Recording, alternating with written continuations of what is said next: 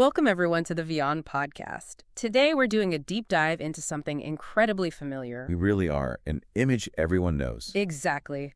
That shimmering gold death mask of King Tutankhamun. It's the face of ancient Egypt for so many people, isn't it? Absolutely. Since Howard Carter found it, gosh, over 100 years ago now, it just captured the world's imagination instantly. Right. You feel like you know it, which is precisely why some recent research is so startling. It really shakes things up. Because the suggestion is this amazing, iconic mask. Well, it might not have actually been made for Tutankhamun originally. It's a pretty wild idea. Yeah. But the research makes a compelling case. They're suggesting it had a previous owner lined up. Someone else. Yeah, someone high status. Definitely royal, but Okay. possibly female. Way female, not the boy king himself. Uh, Okay, so that's our mission for this dive then. Why? Why are researchers saying this? What clues are they pointing to? That's the core question. They basically went back to square one, looked really closely at the original excavation notes, Carter's notes from 22. With fresh eyes, kind of. Exactly. Searching for tiny details that maybe didn't seem like a big deal back then. Okay, so what jumped out? What was the first, hang on a minute moment? One of the big things they highlight is the ears. The mask has pierced ears. Pierced ears, okay. Is that weird? I mean, didn't pharaohs wear earrings? They did in life, yes. Mm-hmm. But on a death mask for an adult male king, apparently that's quite unusual. The research points out that pierced ears like that on funerary masks, they're typically found on masks for children, or significantly for queens, royal women.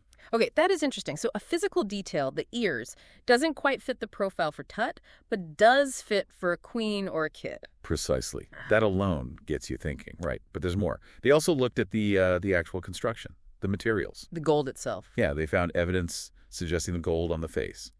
It's subtly different. The composition isn't quite the same as the gold used for the headdress, the knees, the shoulders. Different gold. So maybe not made all at once. Or from the same source. What's the implication there? It strongly suggests alteration, repurposing. Oh. The leading theory popping up from this is, well, maybe Tutankhamun's death was sudden, unexpected. Right, so they were maybe rushed. Possibly. Yeah. Or some other pressure.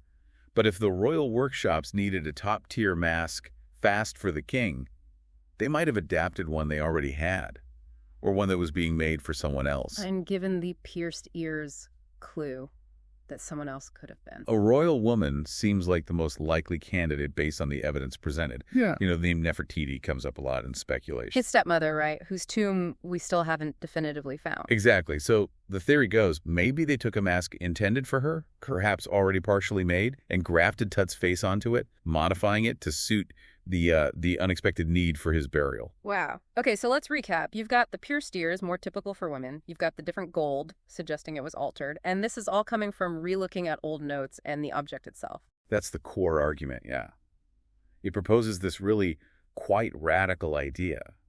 The iconic Tut mask wasn't custom made for him, but adapted from one meant for someone else, probably a high-status woman. It just shows, doesn't it? Something so famous, so seemingly understood, can still hold secrets.